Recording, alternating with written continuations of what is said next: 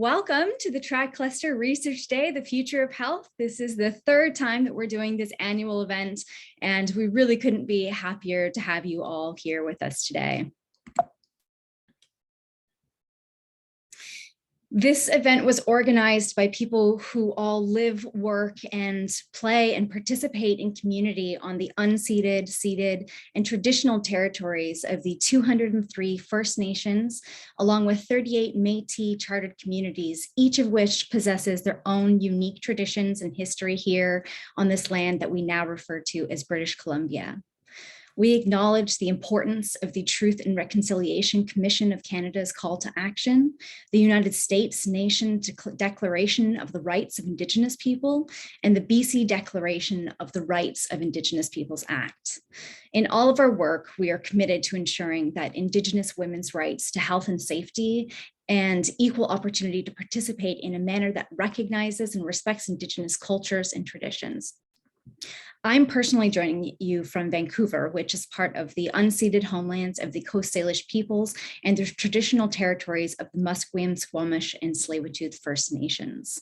I encourage you all to let us know in the chat box what land you're calling in from today. And if you're not sure, you can go to www.native-land.ca.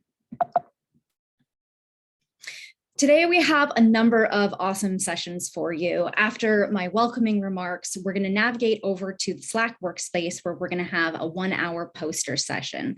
We encourage you all to engage as much as you'd like with the poster authors. You can do that by sending them a direct message. You can create a thread underneath their poster, or you can even click on their personal Zoom link to have a digital face-to-face conversation with them.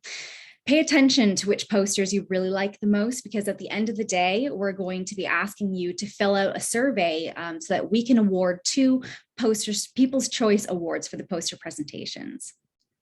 So at 10:15 or around then, we're going to send you all a message on Slack, and that's going to tell you to come back to this original Zoom link here, where we can reconvene and hear a few lightning round presentations. During this time, you're more than welcome to post your comments or your questions into the chat box, but we're going to save all of those for the end where we can have a Q&A with the presenters. At the end of this session, we're going to close the event by having an awards ceremony. We're going to award first, second, and third prizes for the oral presenters, and we're going to have closing remarks before bidding you a good day. Before we move on to the poster session, I just want you to get to know the 3 organizations that make this event possible a little bit. The Biomedical Imaging and Artificial Intelligence Cluster, the Women's Health Research Cluster, and the Data Health and Science Cluster come together every year to put together this event because we know that it's important to give trainees the opportunity to practice their research dissemination skills, and also for you all who come from different fields to connect with one another and learn. So I'm going to let my colleague Danielle pop in and let us know a little bit about the Biomedical Imaging and Artificial Intelligence Cluster. Great, thanks, Catherine. So the Biomedical Imaging and AI Cluster is led by Dr. Tim Salkudian and Dr. Peter Zanstra.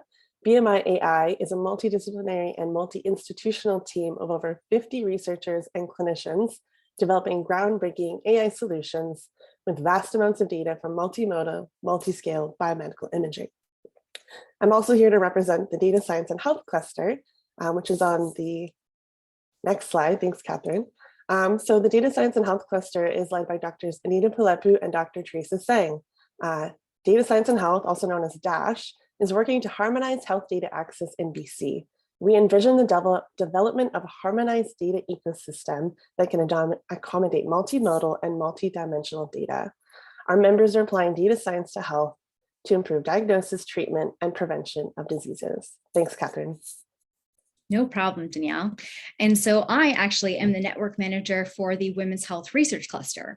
And we are a multidisciplinary collaborative network of researchers and stakeholders that all aim to create a future where women and gender diverse people can live equitably healthy lives from birth to old age. We approach that work by promoting, expanding, and catalyzing impactful research on women's health. So basically everything that we do fits under our 4 overarching pillars of work, which includes capacity development. And that's not just for students, that's also for senior faculty and junior faculty, as well as the community. Research facilitation, which includes some of our conference events like this. We have knowledge translation. So in that, we have a podcast and a blog series, and we also do advocacy to try to maximize the amount of funding that's available for women's health research. If anyone is curious about our work, you can check us out at www.womenshealthresearch.ubc.ca. We're also on all social media channels, and you can reach out to us in any of those locations.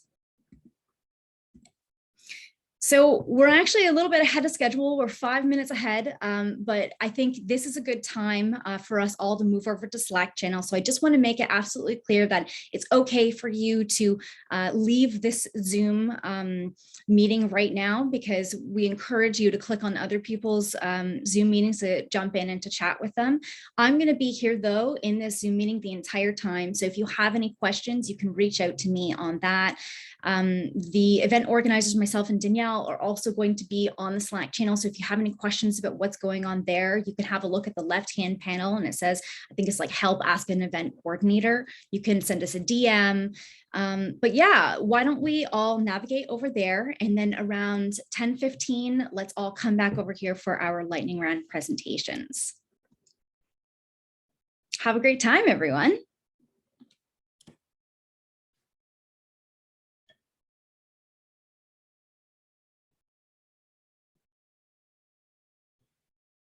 Next up, we have Greta Dang. Greta, can you share your slides with us? Yes, I will. Are you seeing that now? Yes, it looks great. Take it away, Greta. Okay, awesome. Sorry, just to confirm, are you seeing the full PowerPoint or are you seeing the note slide? We're seeing the full PowerPoint. Okay, great. I'll get started. So hi, everyone. My name is Greta. I'm from the Sexuality and Wellbeing Lab, and I'm presenting on a 3.5-minute psychoeducational intervention to improve sexual well-being.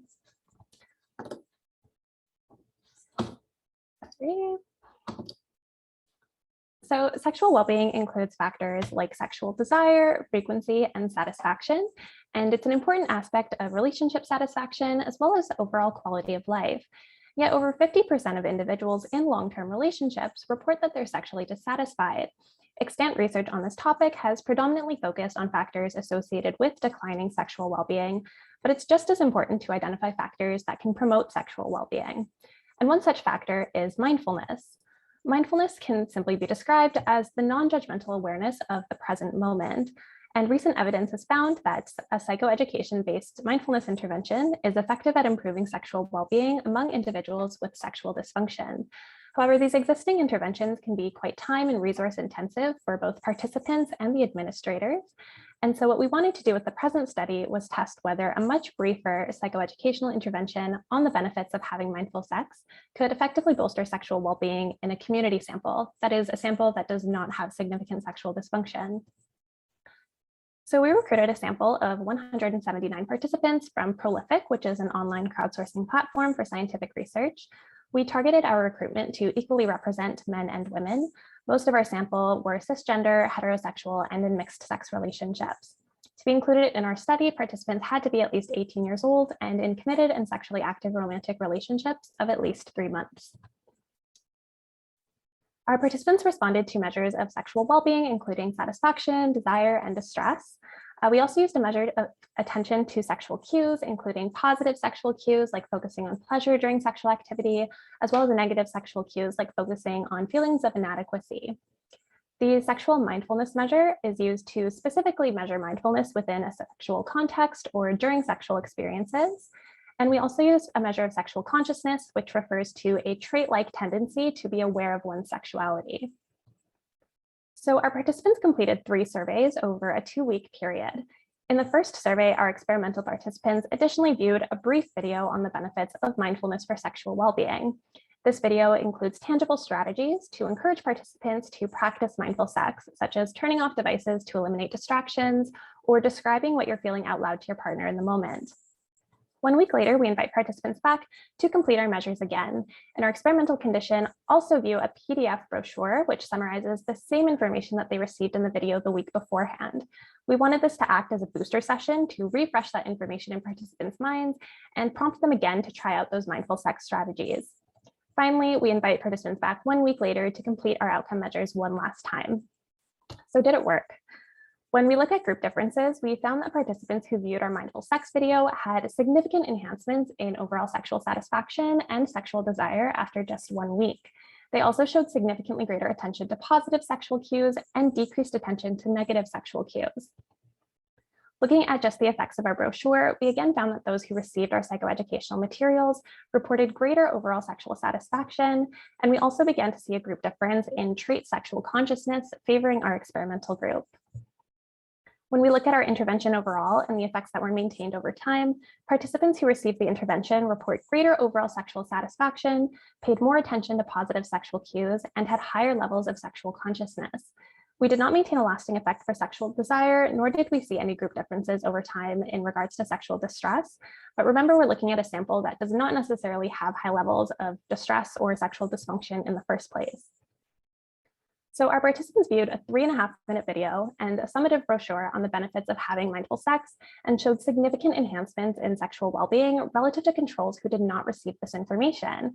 These are really promising findings that suggest our psychoeducation intervention may be a valuable resource to protect against declines in sexual well-being over time, with potential for easy and widespread dissemination and access. Of course, for this to be a truly accessible intervention, it is important to examine our effects across more diverse samples and groups, as our current sample was quite homogeneous. We're also interested in examining how the effects of our intervention hold over longer periods of time. And finally, because we're not done with the study yet, we're interested in recruiting dyads to see if benefits to individuals also have effects on their partners.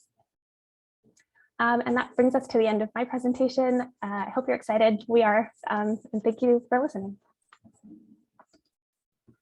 Awesome. Thank you so much, Greta.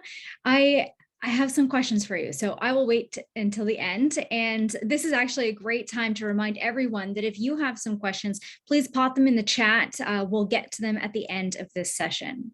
So next up, we have Weina Jin. Would you please share your slides and take it away? Thanks. So as I remember, as first speaker, Manny said, the future is here. So AI really has a transformative potential in clinical practice, from triage patient to help doctor with a second opinion. But one main drawback of AI is that basically the AI models are black boxes. So AI has a powerful learning ability to learn directly from the raw data to give a precise prediction due to its millions of parameters and complex input-output nonlinear mappings.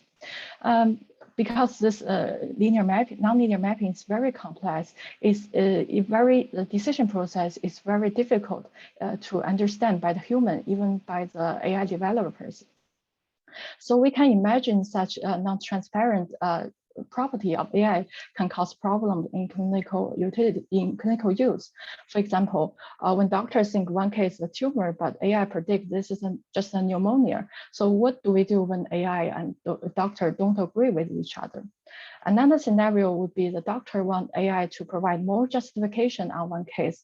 Maybe doctor wants to align with the evidence-based medical practice, or doctor want to discuss using those justification with their colleagues. Another scenario would be the doctor want to get more information from AI to calibrate the doctor's trust towards AI decision. Or doctor may want to learn from AI or use the newly discovered patterns to make scientific discoveries. So in those clinical scenarios, doctor requires more than a prediction from AI. The doctor requires more explanation or justification of the AI decisions. So examination can have the potential clinical utilities to help resolve the clinical dilemmas in those cases. So the expanded AI field is just such a field to open the black box of AI and can explain AI decisions in human understandable ways. So to explain an already trained model, there are two main approaches. So the first approach is gradient-based approach. So basically, it's backpropagates the AI's important decision to the input space. And the second approach is perturbation-based approach. So it perturbs the input and gather many input-output pairs and build a local interpretable model to explain the giant complex decision from the AI model. So we have those tools, but one problem with those tools is that those tools were basically proposed or based on nature image tasks. So we know there are many discrepancies between the nature and medical images, especially the medical image involved with a complex clinical decision process and clinical image interpretation and reasoning process. So we have this research question. If we just directly apply the existing AI algorithm, expandable AI algorithm, which was proposed on nature images, can those explanation algorithms fulfill the clinical requirements on medical image tasks? So we conduct an evaluation study to answer this research question. And we focus on a specific medical image task called multimodal medical images. So multimodal medical images are very pervasive in clinical practice. So such as the multiple pulse sequence MRI, PET-CT modality, and the multiple stained pathological images. So you can see those images look quite similar because they capture the same underlying lesion. But meanwhile, they have different signals showing the different pathological changes of the same lesions. So for this multimodal medical image, we select one task on brain tumor classification using multimodal MRIs to classify the glioma into lower or high-grade glioma. And we train model on the public breast data set and the synthetic data set. So with the trained model, we directly applied the 16 explanation method, including the gradient and perturbation-based method to explain the same decision from the model. And you can see those are the explanations generated using those existing methods. So with those explanations, we hand over to our clinical collaborator, the neurosurgeon, and ask him to read those explanations regarding whether the explanation fulfill his clinical requirements. Because there are like thousands of explanation images, so it's hard to doctor to read all of them. So we kind of convert the doctor's clinical requirements into a computational matrix so that we can automatically evaluate those explanation quality based on the clinical requirements. So we capture the doctor's requirements for the multimodal medical image explanation. Doctor requires the explanation to correctly capture the local lesion, which are important for the decision, as well as to highlight the important modality for the overall decision. So we summarize the two properties into one matrix called modality-specific feature importance. And here's the calculation of the MSS score. The higher, the better. And we also calculate the correlation with doctor rating. There's a moderate correlation. So with this MSS score, we conduct our evaluation. This is our results on both the breast and the synthetic data set with the ranking of the 16 methods. As I mentioned, the higher score, the better. But even for the leading method, you can see the score is kind of in the middle. To the lower range. That indicates the existing explanation methods, which were proposed on nature images, cannot well explain or fulfill the clinical requirements on multimodal medical images. So the insights from our study alert developers to be cautious when selecting or directly applying the existing explanation method on multimodal medical image task, and they should conduct rigorous evaluation process to ensure those explanations can fulfill the clinical requirements. Yes, so that's conclude my presentation. Thank you. Thank you so much. I love the little characters that you put into your presentation. They were very adorable. Next, we have Marta Kolbuzewska.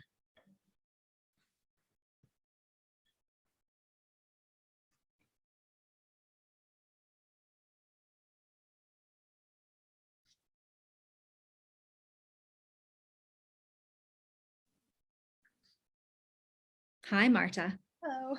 Sorry there. Can you see everything? No, I don't see your slides. Okay. Do you have two monitors? Yes, I do. It always messes Them me up. now? Not now. No, not yet.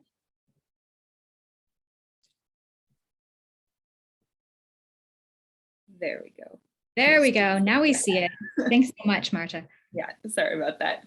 Okay, well, hello everyone, and thank you for coming to my presentation on how greater sexual desire, but not matching in desire, is associated with sexual satisfaction postpartum. We know that the transition to parenthood involves numerous changes and stressors.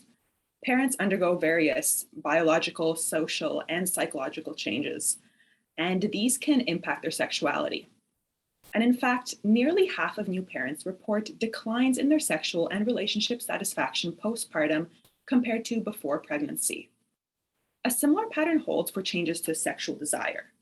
Many new parents experience declines in sexual desire after welcoming a baby.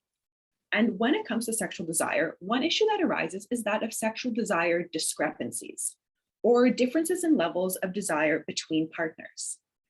In fact, this is one of the main concerns parents express postpartum. So prior research is equivocal on the impact of desire discrepancies on sexual satisfaction. But all of this past research has looked at actual desire discrepancies. These studies sampled both members of a couple and used dyadic methods to assess if similarity in desire between person A and person B led to better relationship outcomes. Little is known about how perceptions of desire discrepancy, so this matching between our own desire and our partners, relates to satisfaction for new parents. So that is, if we perceive our own and our partner's desire to be different, does our relationship and sexual satisfaction suffer? And this is important because perceived discrepancies are actually better predictors of satisfaction than these actual discrepancies. And for this reason, we were interested in comparing both actual and perceived similarity. We wanted to know, do individuals who think that they and their partner are more similar report more satisfaction? And also, do individuals who actually report that they and their partner are more similar report greater satisfaction? To look at this question, we sampled 120 new parent couples, and each member of the couple individually completed a diary entry every day for 21 days, starting 3 months postpartum. The majority of the couples were in mixed sex relationships. To analyze our data, we used polynomial regression with response surface analysis to assess a congruence or a matching effect. And a few terms are important for interpreting our results here. The first is the LOC, or the line of congruence.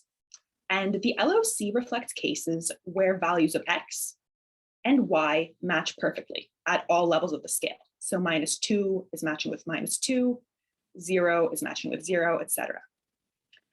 Then there's the first principal axis up here, which is the ridge of the surface. And we want it to line up with our LOC. Now, congruence, or these similarity or matching effects, are pretty complicated and they can't be interpreted with just one parameter or one line alone. But without getting into the nitty-gritty multi-step process of how we figure this out, we can also just see congruence on a graph by interpreting it visually. So we want to see this ridge shape, meaning that the highest levels of Z will always occur when X and Y are matching along the LOC. So when -2, it matches with -2, Z is highest. When 2 matches with 2, Z is highest along here. So what did we find? We first tested the impact of actual desire discrepancy on sexual satisfaction, and overall, no congruence effect was found. This means that having a greater match does not predict higher sexual satisfaction compared to having a mismatch. However, we did find a significant effect for overall desire. So you can see how the graph is kind of pointing up and away from us. And that means that couples who reported greater desire, so somebody was all the way over here and their partner's all the way over here, were also higher on sexual satisfaction compared to people who were lower in desire, would be lower in this red region. Next, we tested whether perceived desire discrepancies predicted sexual satisfaction. And again, we found the same pattern. There was no congruence, but an overall effect of just having higher desire. So if we look at the partners, who were almost all men, we do see that this matching might be a little bit more important, but the results still were not statistically significant. In sum, we did not find that matching in sexual desire was associated with greater satisfaction postpartum. And these findings suggest that focusing on maintaining desire rather than addressing discrepancies in desire may benefit new parents' sexual and relationship satisfaction. Thank you. Wonderful. Thank you so much. So maintaining desire is really the key there. Okay. We have Olivia Sullivan coming to speak to us next. Yes, I'm just going to share my screen.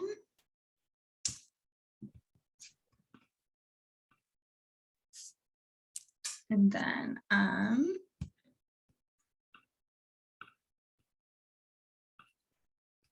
just give me 1 second. Take your time.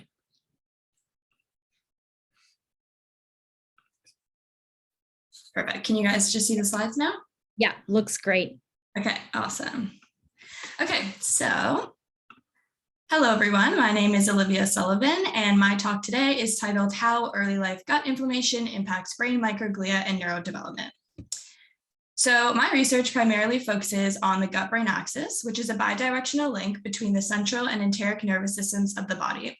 And this gut-brain axis communication allows the brain to influence intestinal activities and the gut to influence things like mood, cognition, and mental health. And one of the key players in this gut-brain axis crosstalk are our microbiota. So microbiota are microorganisms such as fungi and bacteria that are present all throughout the body, but we have a lot of them in our gut as well. And the ones in our gut actually produce signaling molecules called metabolites that send signals to the brain and alter cellular functioning there. And so one of the cells in the brain that have been shown to respond to these microbial metabolite signals are called microglia. Microglia are notoriously the brain resident immune cells, so they have important functions in immune processes, but they also play a key role in neural network formation early in life, since they mediate synaptic pruning events, so deciding which connections between neurons can stay and which ones get erased. And so one way that we can better understand the gut-brain axis is to investigate what changes when this communication is impaired.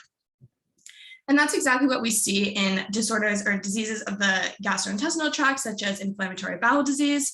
So IBD is chronic inflammation of the GI tract. And importantly, approximately a quarter of these patients are diagnosed during childhood. And many of them go on to develop psychiatric symptoms like anxiety, depression, as well as deficits in attention, memory, and sociability and social skills. But whether these brain and behavioral changes are results of the early life inflammation in the gut or other third-party variables like the fact that these patients often live very stressful lives, they have high numbers of hospital visits, they miss out on social events, etc. It's hard to parse that apart. So that led me to ask two main research questions regarding how early life intestinal inflammation impairs both neurodevelopment and microglia functioning in the brain. And so what we did is we aimed to design the very first pediatric IBD mouse model. And in order to do this, we used a chemical collagen called dextrin sulfate sodium, or DSS, which disrupts the epithelial lining of the gut and causes inflammation. And so we gave mice 3 rounds of DSS, or vehicle control treatment, to sort of model inflammatory flare-ups that patients would have early in life. And then we tested them on a whole host of behavioral batteries to test things like anxiety, depression, cognition, spatial memory, sociability, and social memory.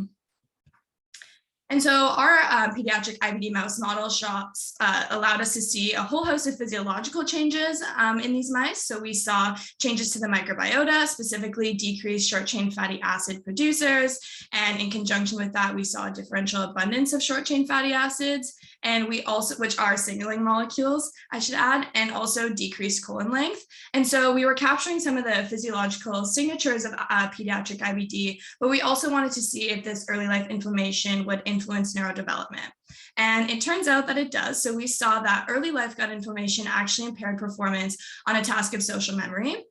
So this is the 3-chamber social task. How it works is a mouse is placed in a box and allowed to familiarize themselves with a stimulus mouse. And then they're given a 5-minute break outside the box, placed back inside, except this time they're given a novel mouse. And so neurotypical mice will spend a lot more time investigating this novel mouse because it's new and exciting. But if they had forgotten which mouse they had previously encountered with, then they might not show a difference. And so this is just a little video clip of how the task works. So you can see that the test mouse is investigating the familiar mouse, poking its nose in there, saying hi. And then once he's done, he'll run over and investigate the new mouse. And so as you can see here, the vehicle-treated mice, both male and female, showed that they retained this memory and they showed a strong preference for the novel mouse, but the DSS-treated animals did not. We also saw that early life gut inflammation impaired performance on a task of spatial memory, specifically in females. So this is the object location memory test, where mice are trained to remember the location of two objects. And then after a 24-hour delay, they're placed back in the box. So they're taken out of the box for 24 hours, then placed back in, and they're allowed to investigate the two objects again. And if they were able to retain the memory of where the objects were located before, vehicle-treated mice will spend a lot more time investigating this new object again, because it's new and exciting in a new location. And that's what this discrimination index is. It's basically indicating memory. And as you can see, females are not able to discriminate between the two objects, indicating that they lost this memory. And so for future directions, my research group and I were hoping to repeat the experiment with the DSS and the pediatric IBD model to verify that the behavioral phenotypes replicate. So we're currently in the process of doing this, just because behavior is inherently variable. So it's always good to repeat your experiments. And we also want to look at microglia, morphology, and gene expression as well. And so with that, thank you for listening. Thank you. So interesting. I love that little video that you had of the mouse poking his nose in the cage. Very cute. Next up, we have Yuhang Wang. Yeah. So you see my slides? Yeah, it's looking good. Yeah, it's great. So hey everyone. My name is Yuhang, and I'm a PhD candidate from the School of Biomedical Engineering. And today I want to share one of my recent projects, which is named as Incorporating the Clinical Knowledge with Classifier Chain into a Multimodal Deep Network for Melanoma Detection. So before my introduction for this project, I would like to share an example. I would like to share an example image we used. So when you have the first look at this image, what comes into your mind firstly? I believe for less experienced people, it could be easily concluded as a skin lesion with some structures. But on another hand, for a well-trained AI program, which is designed for diagnosis, it will return the results directly. Or it is melanoma. It is a melanoma. It's a type of skin cancer. But if we have a doctor, that things will be totally different. He will definitely point out all the necessary features of this lesion and tell us the diagnosis results, which is much more trustworthy. And our project is actually inspired by this kind of situation.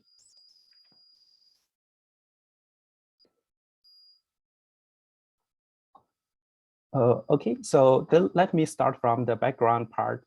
So can you see the background informations, not the images?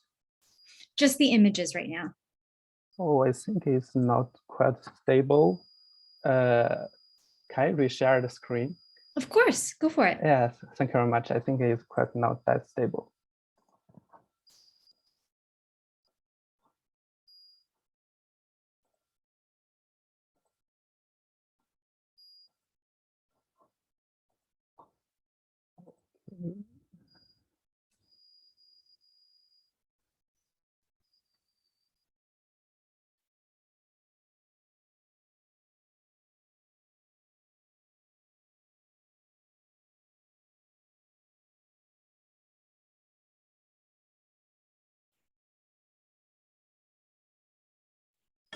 And if you're having some trouble, Yuhang, we can always move on to the next speaker, and you can try figuring out in the background. We can pop in and come back to you if you'd like.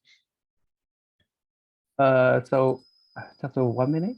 Okay. Yeah. It'll be very quick. Sorry about that. It's not very stable for my looks like.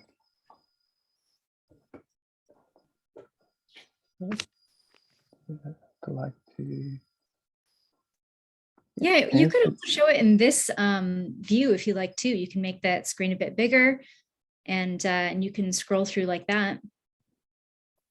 Okay.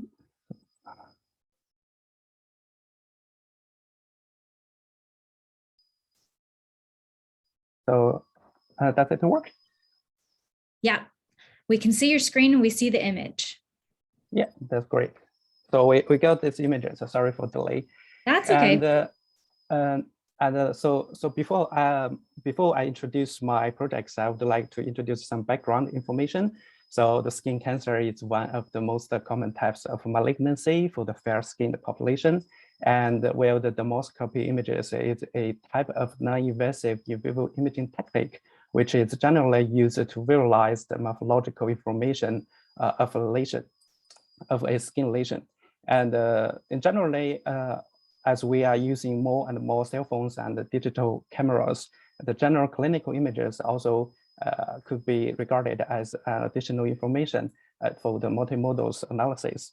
And also, along with the development of this device, the rule-based diagnostic algorithm is more and more popular in the clinical usages, and such as the 7-point checklist or the ABCD rules.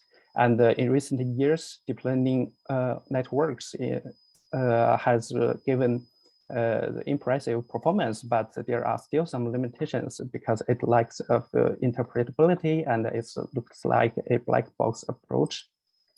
So the main objective of our project is we want to incorporate the 7-point checklist algorithm in our deep neural network and use both the dermoscopy and clinical images. So the data set we used in this project is called EDRA, which contains over 1,000 paired clinical and dermoscopy images. And also they have their 7-point checklist annotations attached.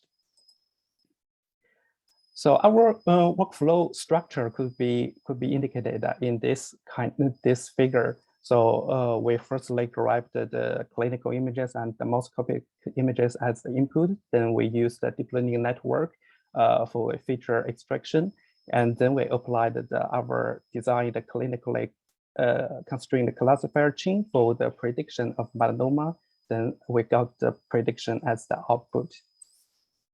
So the constrained classifier chain actually is the most important part in our framework. In this project, we formulated the 7-point checklist problem as a multi-labeled classification, and we tried to optimize the order based on their clinical importance from major to minor, and then we introduced the major criteria output to the minor criteria as a part of the input so that we can improve the performance of minor criteria prediction so that we can improve the performance of the final diagnosis.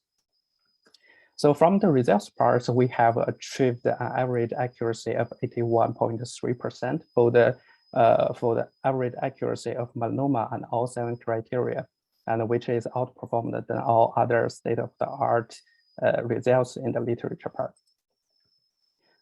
In this project, we are the first one to regard the relevance between the different symptom-related criteria for the skin cancer diagnosis, and we implemented the chain strategy, which we want to mirror how the checklist would be used by a doctor or clinician.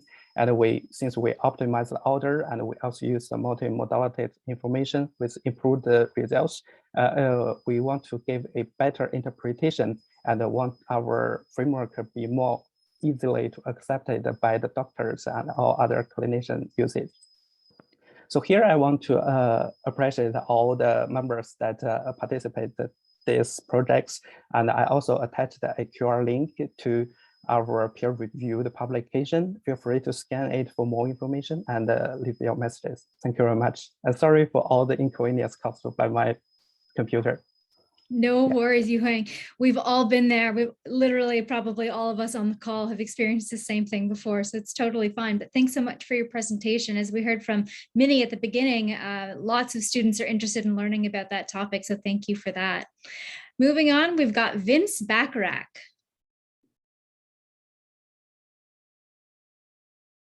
Hello, everyone. Just give me a second.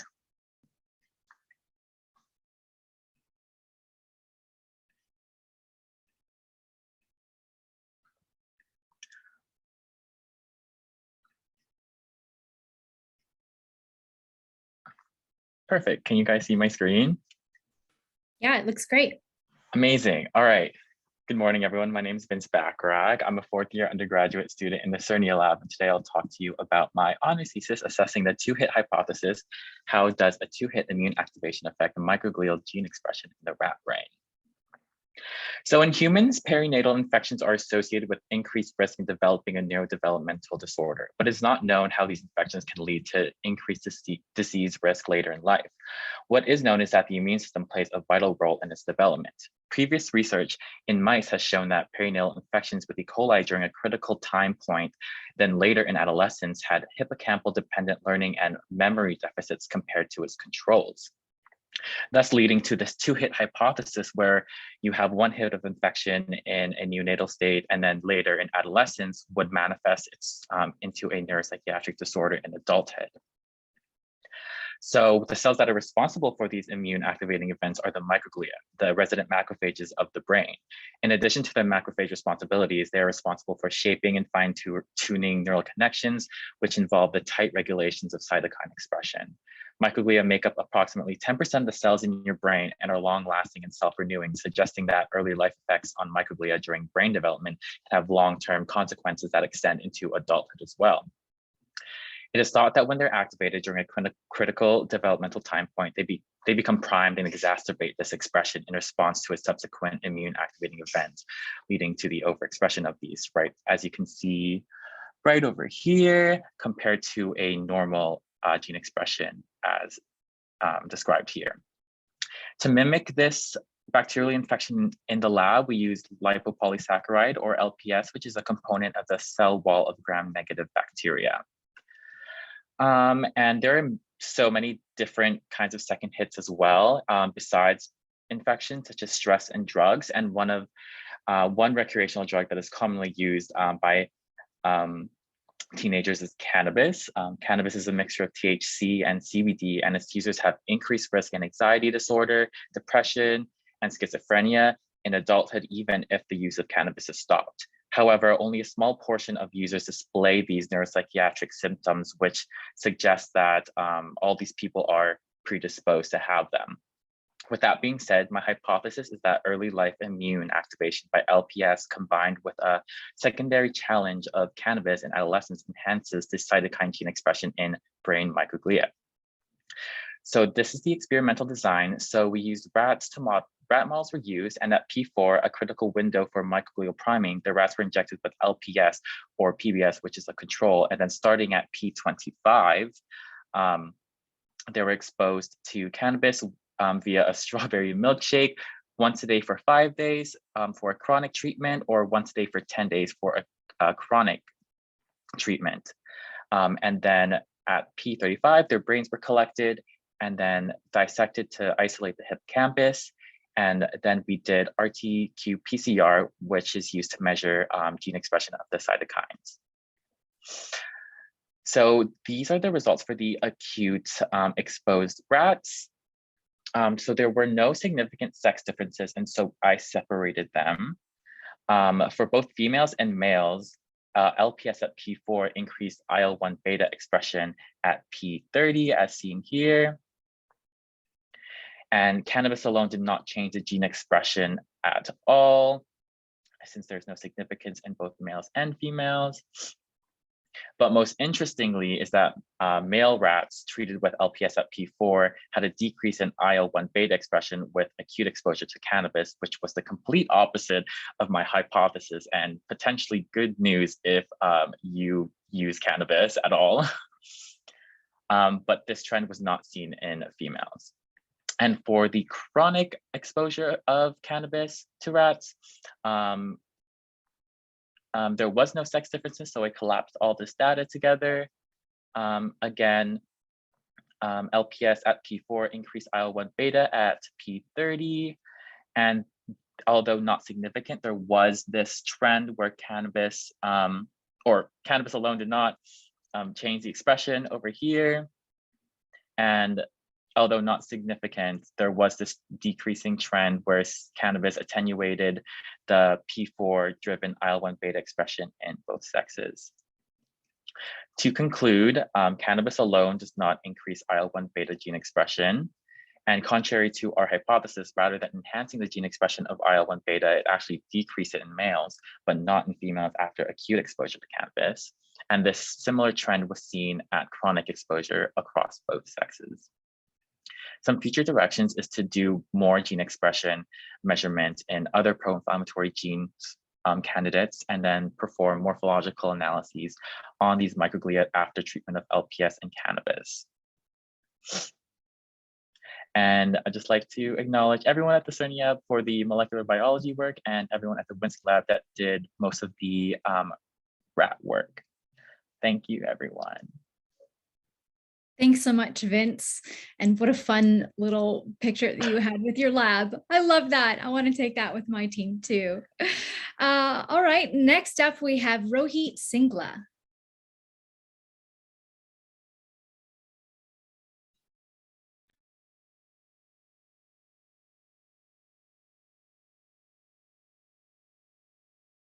And I'm unmuted. Great.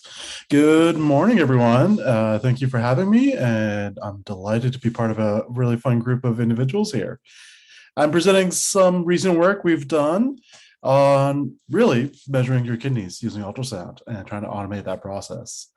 I'm an MD PhD student in biomedical engineering, as well as the faculty of medicine. And what we sought out to do was look at kidney volumes within individuals with kidney disease.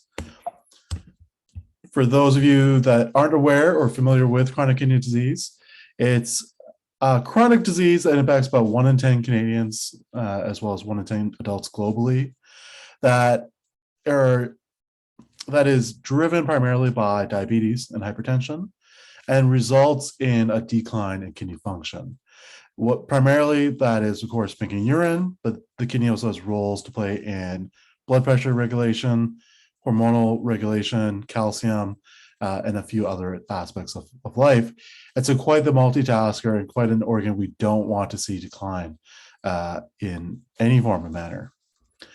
What we also know with chronic kidney disease is that as you progress towards worse and worse states of chronic kidney disease, we actually also experience an exponential increase in cardiovascular events, hospitalization, and mortality. So you're more likely to, quite frankly, die before you reach the final stage of chronic kidney disease than you are to need the final stage. What we commonly use is ultrasound to assess your kidney structure and function. That is easily measuring the lengths. You can kind of make up the calipers here to actually get a sense of how long your kidney is, as well as how deep it is. And then from there, calculate volume, which is the focus of this talk. And we know volume's interesting because, one, we can track volume over time to get a sense of how things progress. And volume has been shown to be highly correlated with kidney function, with disease progression, and other states of disease that we're quite interested in. You can imagine that smaller than normal is bad, as well as bigger than normal is also bad. Ultrasound's nice because it's non-invasive, it's non-ionizing, it's quick and real time. But the downside to ultrasound is that it's a bit tedious. And we take the example of how a sonographer may measure the lengths and volume in an ultrasound. If I had to ask the audience here to try and pick which one of these frames of the same kidney has the longest length, you might spend a little bit more time than you want trying to figure that out. Versus a machine learning algorithm or an AI algorithm can quite automatically process this and assess for us. And so this sort of tedious, time-consuming nature we're hoping to do away with and improve the efficiencies of calculating these measurements. And so what we first did was had an AI algorithm segment out the kidney, as seen in green here, and then fit a bounding box onto that so that we can compare against the manual measurements performed by humans. Our initial results in a few hundred cases were that there were no significant differences between our AI algorithm and how our humans measured. That is seen with both kidney length and width. From there, we took some pretty conventional ellipsoid-based methods to estimate volume, using really the different lengths and widths here. to approximate what's in the kidney. We see interesting cases where this is actually a kidney, believe it or not. It's got a few cysts in it, but this is where we'll also use volume to estimate and measure for us. And so when we evaluated this on a small subset of 20 patients with disease, we found that there was no discernible differences between our single kidney volume measurements from our algorithm versus two sets of sonographers with deep expertise in measuring the kidney. The absolute difference was only a few milliliters, pretty much less than a sip of water. And the relative difference there was well under 10%, closer to 6.7 around there. The big win here for us is this manual measurement takes about 5 minutes to review an entire ultrasound sweep, while the automatic measurement can give us all of this information in as less as 10 seconds. Honestly, quite closer to 1 to 5 seconds. And so what we've found is that we have a promising technique that may be able to provide reliable kidney volume measurements with ease without the tedious nature of reviewing ultrasound images. And we may be able to use this as a more reliable and easier to use biomarker in the future as we have more naive individuals coming in for ultrasound scans and needing volume measurements. I will end it there. Great, thanks so much. I learned a lot about kidney disease because I didn't know anything really until today. Thanks for that. Closing out our oral presentation session is Erin Fitzpatrick. Oh, we're missing one. Oh, Hi. Sorry, I'm it's so actually sorry, Zoe. Zoe. I just jumped over your name. Not done yet. Zoe, take it away.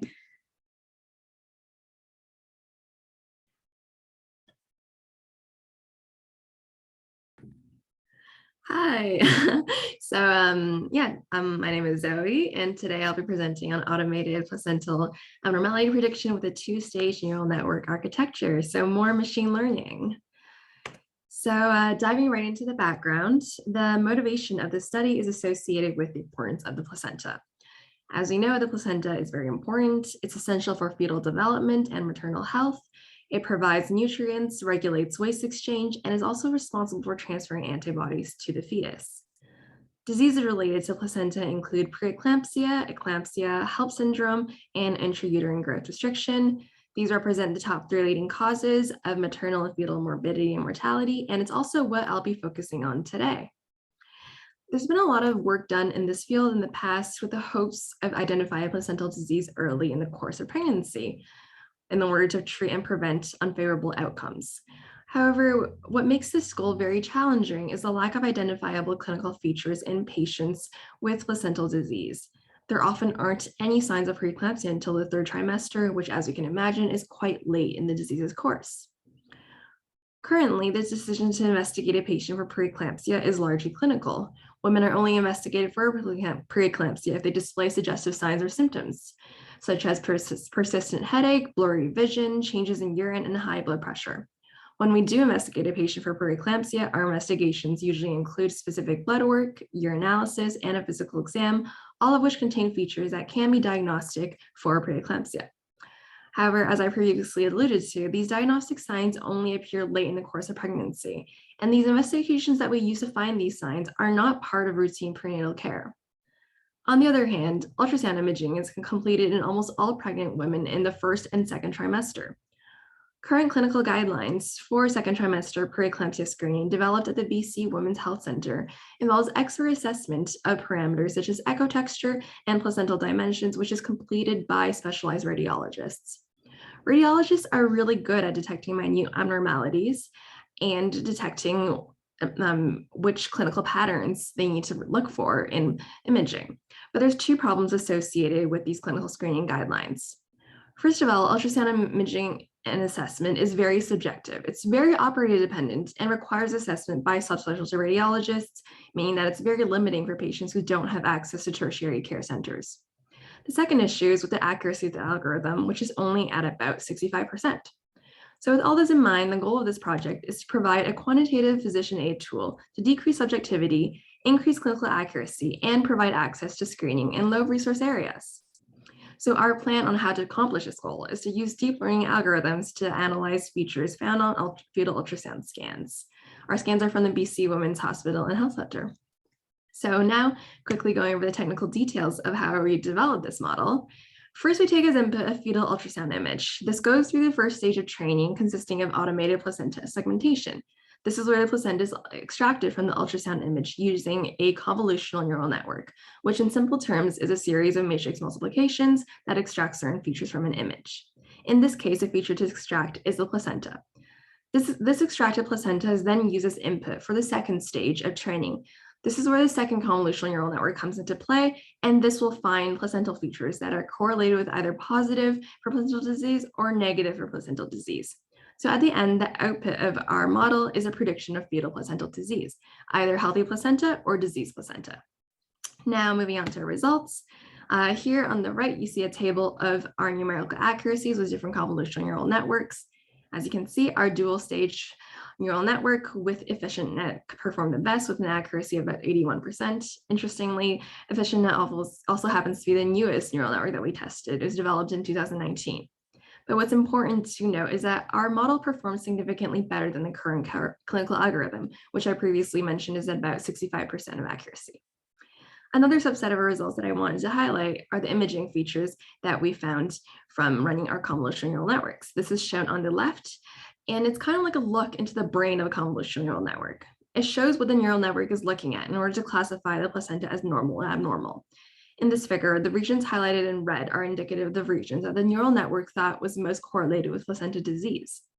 Our hope is that these findings can be used in future studies and correlated with pathology to analyze these regions histologically, with the goal of figuring out why is the neural network looking at these specific regions of the placenta, and can we use this in other ways.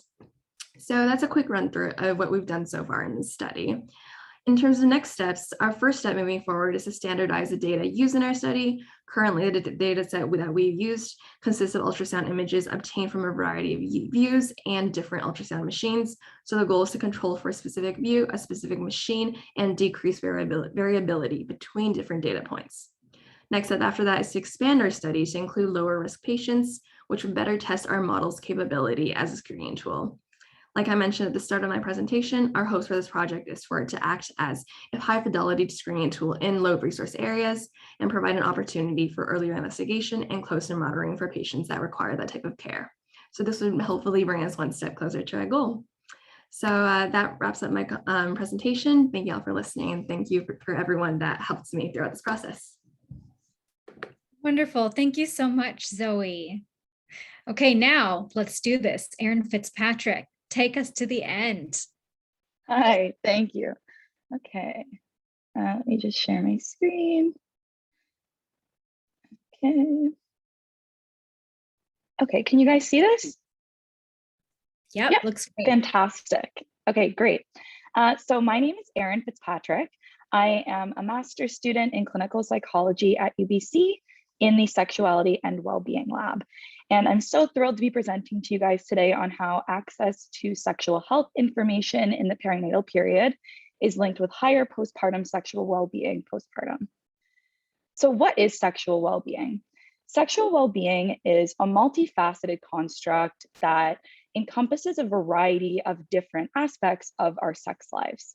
So this includes how often we're having sex, how much we desire sexual activity, how satisfied we feel overall with our sex lives, as well as how much sexual distress we might be feeling.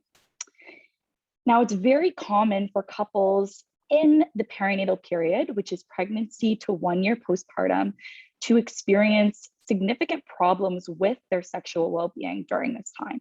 So we see that up to 88% of birthing parents and up to 47% of partners are experiencing significant problems with their sexual well-being in pregnancy and up to 1 year postpartum.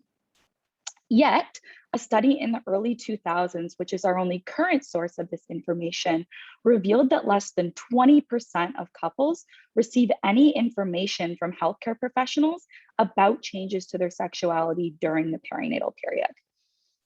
So we wanted to know if these results still hold up.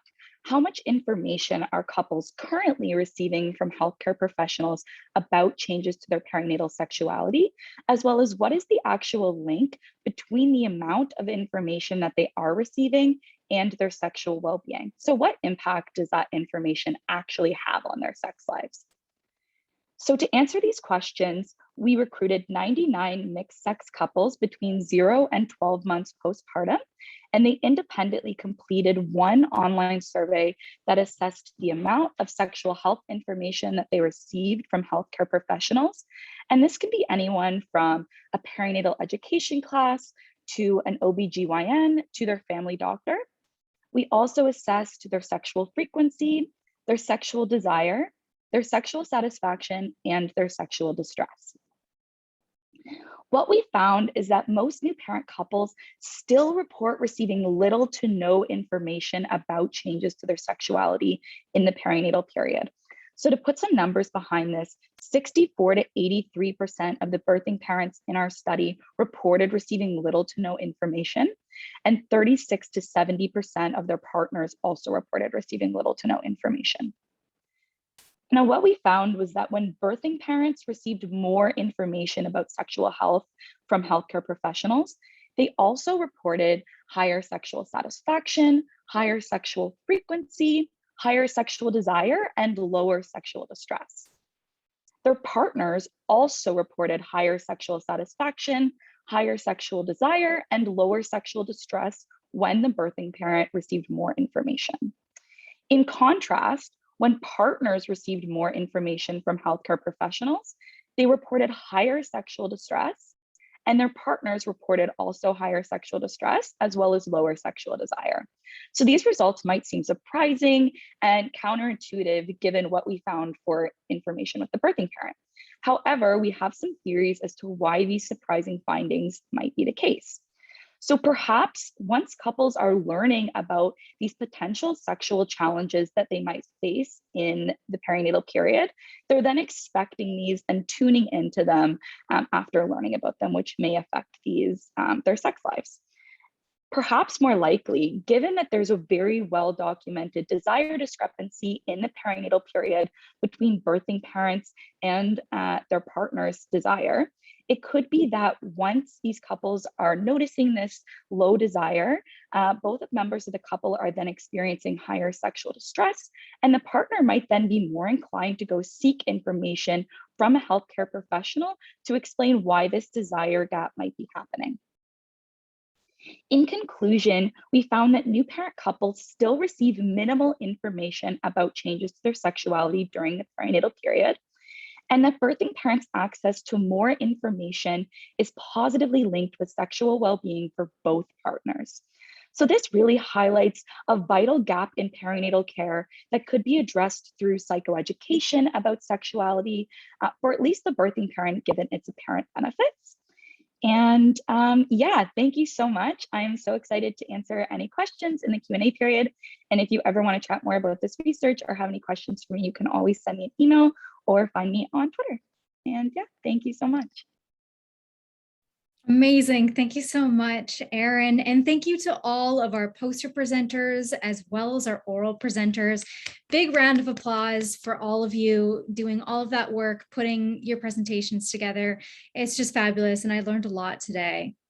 So we have about 10 to 15 minutes for question and answer period. Before we dig into that, I want to remind you all that we have a survey that we'd love for you to complete.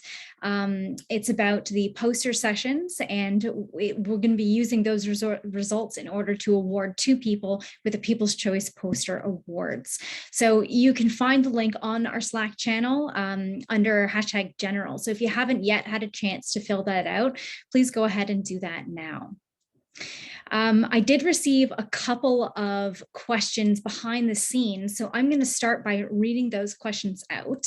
If anyone has any follow-up questions, you're more than welcome to either raise your hand or to just unmute yourself and jump in. I'm going to start with a question for Olivia Sullivan. How did you control for the effect of stress coming from the result of DSS treatment, for example, digestive impairment, versus the effect on neutral development?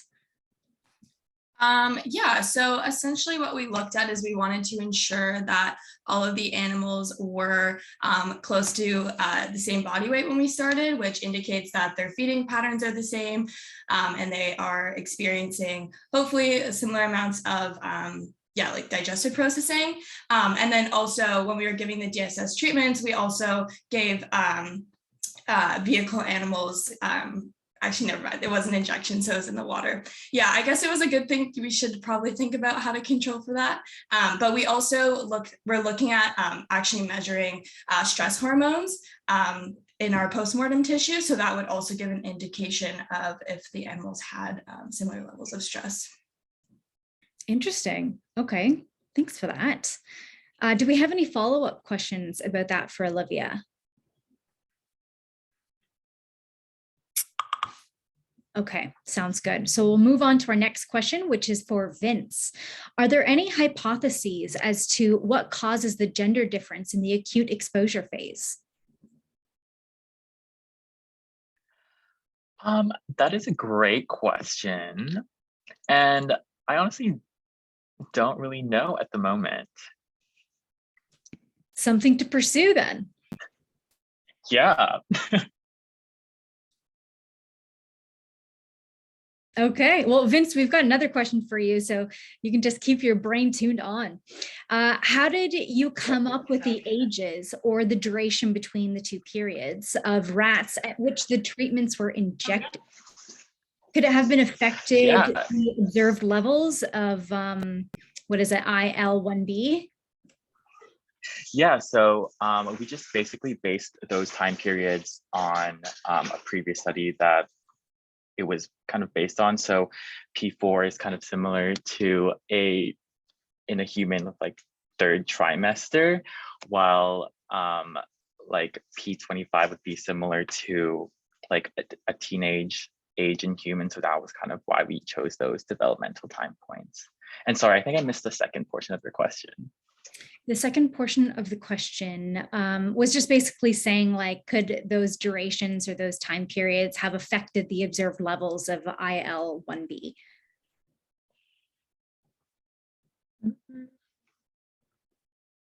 Definitely. I'm not too sure about, I don't know too much about brain development on specific time periods, but like from, I guess, a fetus to the end of your brain being developed at the age of like 22, 23. I think that whole window has important developmental time points. But yeah, no, that was a good question. I may have to look into that too. Yeah, that's one of the reasons that I love these things is because when you get so many brains together in one room, like it highlights so many cool questions or like even gaps in my own knowledge. I'm like, oh my God, I need to buy a book on this. I need to read something. Yeah, thanks for those answers, Vince. Our next question is for Zoe. The question asker says, I might have missed it, but were there data pulled from patients with various ethnic health backgrounds? So the data set consisted of patients that were high risk for placental disease. I don't think ethnic background was one of the clinical variables that were included in our data set. So we just saw the ultrasound along with specific clinical variables. And I don't remember their ethnicity being one of those variables that we received. Okay, and there's kind of a second part to that question. Do you predict that individuals' ethnicity, health status, et cetera, would influence the accuracy of the technology? So I can't predict per se without having done the research in that. And I think from a fundamental level, neural networks and machine learning can come with bias on its own. So that's not something that we can rule out per se. I do think that placental disease in itself can be correlated with different socioeconomic backgrounds and could be related to ethnicities as well. We would definitely need to look into that more specifically. And I think that would be something to look into as well when we expand our data set to include patients from lower risk, but also just like a much wider variety of data. Mm-hmm. And just as a side note, the 3 clusters here that put on this event today, we also are part of something called the Jedi Health Cluster Alliance, and we're planning an event for, I think maybe February of 2022, which is going to look at, or not look at, but provide some direction as to how to reach out to diverse populations to include them into our data sets. That might be something that you could look into for the future as well. Yeah, for sure. That is a great point. Thank you. Does anyone have any follow-up questions for Zoe about that? Or comments too? Okay, well, I have a question kind of in general. There are obviously a few presentations about artificial intelligence, and as someone who really doesn't know too much about artificial intelligence other than how cool it is and what amazing applications it has, I'm curious for the people on the call, like how prominent is this now? Like, is it being applied in a really strong way, or are we still in like the research and development phase?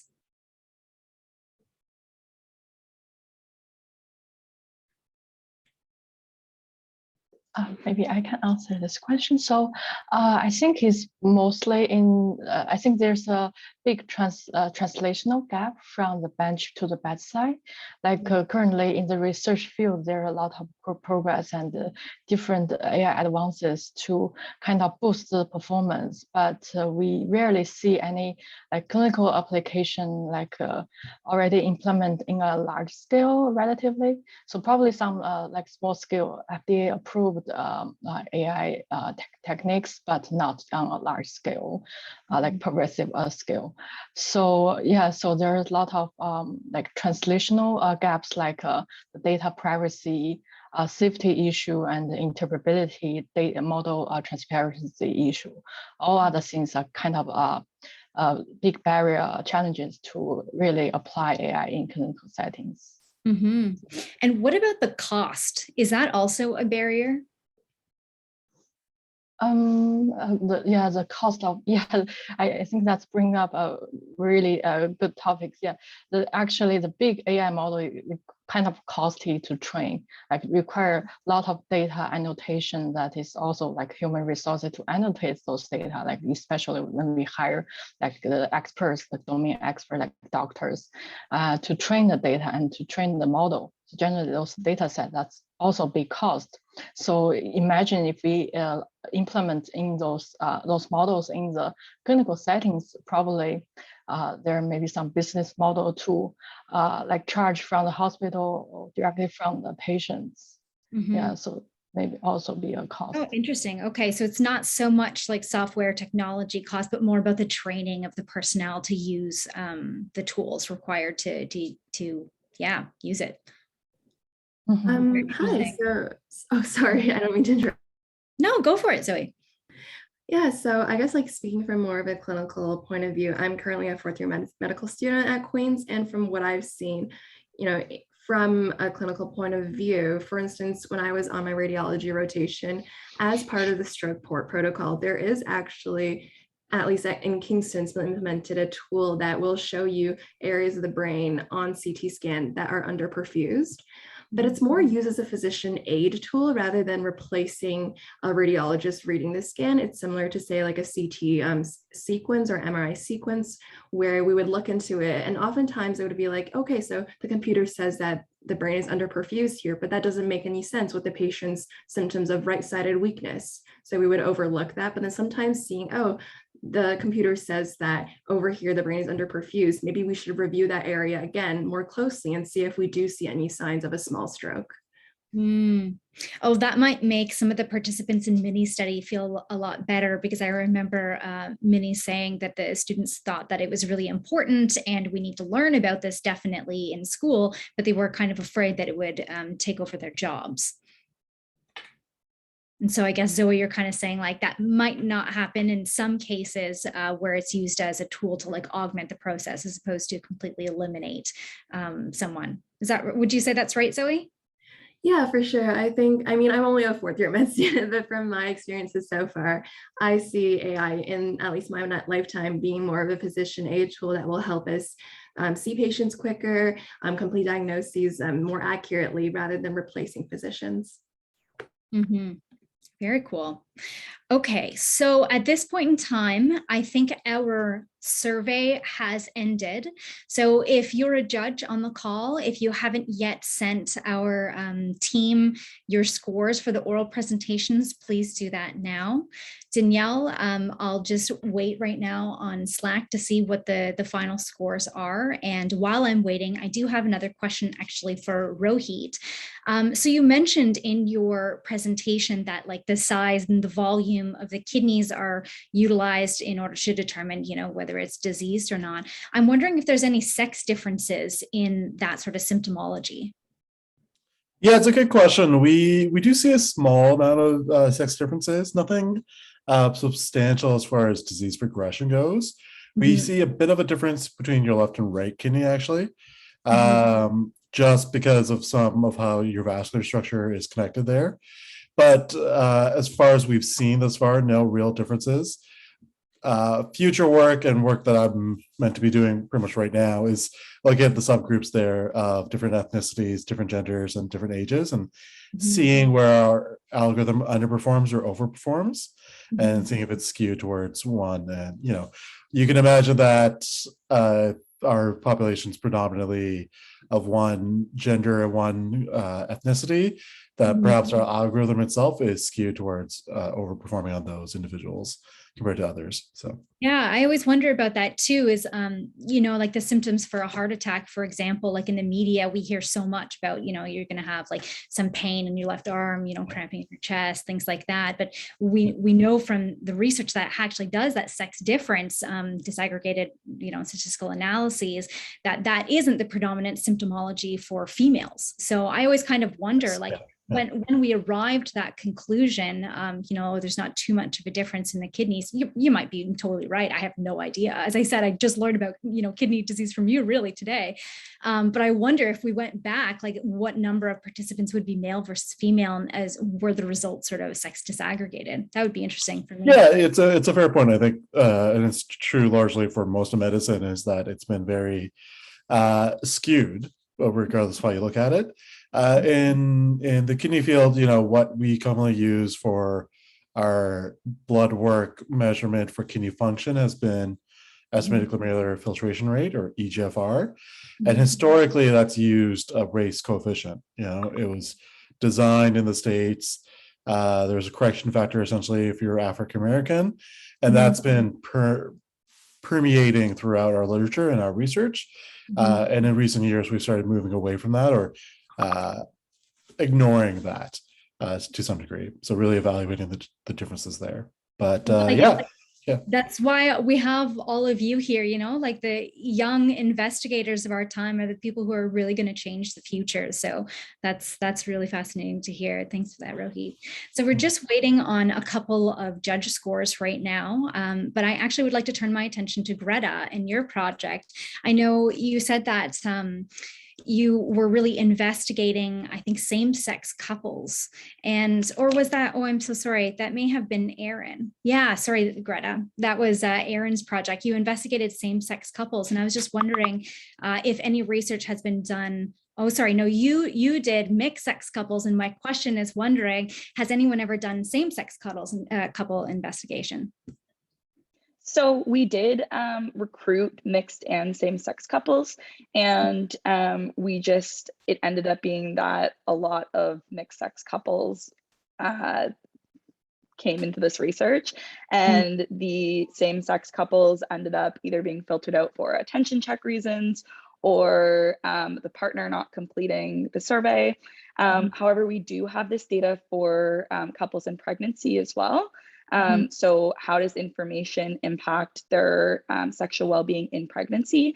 And that data is more diverse. So I will have results for at least in pregnancy with same-sex couples soon. I'm not sure if there will be enough to complete any separate analyses. So we may not know specific to same-sex couples, how does information impact their sexuality, but they will at least be integrated into the question.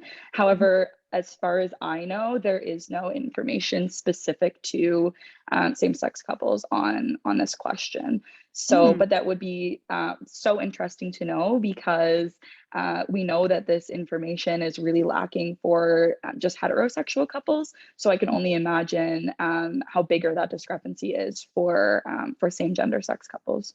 So great question. Maybe a new direction or an additional study there. And obviously, absolutely, you in your lab know a lot more about sexual desire than I do in couples. But I do remember reading this one study where I think same-sex couples, female same-sex couples, had like higher levels of satisfaction than others. I could be wrong. You should definitely like check in on that. But I would be curious to see how that might vary. Yeah, absolutely. Me too. Yeah. Okay. Let me just check in. Okay. So we're at 11:33. I just got the results. So I would like to announce that the People's Choice Award winners for the poster presentation are Zoe Hu and Vince Bacarag. Let's have a big round of applause for them. Bravo, Zoe and Vince. Great work. And all of the judge scores are in for the oral presentation. So in first place, we have Marta Kolpzowski. Oh, sorry, I pronounced your last name wrong, but Marta, you are first place winner. Bravo, Marta. And in second place, we have Olivia Sullivan. Great job, Olivia. Okay, and the third place winner for our oral presentation award is Greta Jang. Excellent work, Greta. Bravo to you all. All of the posters are still going to remain on Slack. We've got the contact information for all of our oral presenters too. So if you really do want to reach out to someone to collaborate in the future, or to ask for a research paper, or just to get together for a coffee and chat, please reach out to us and we'll see if we can connect you. But until then, thank you so much, everyone, for being here with us today. This was really fantastic. We love doing this event every single year. And a big thanks also to our judges who have been on the call, and to any of the faculty who have been here to support these students in doing their research. Thank you so much, everyone. And we really look forward to having you hopefully next year.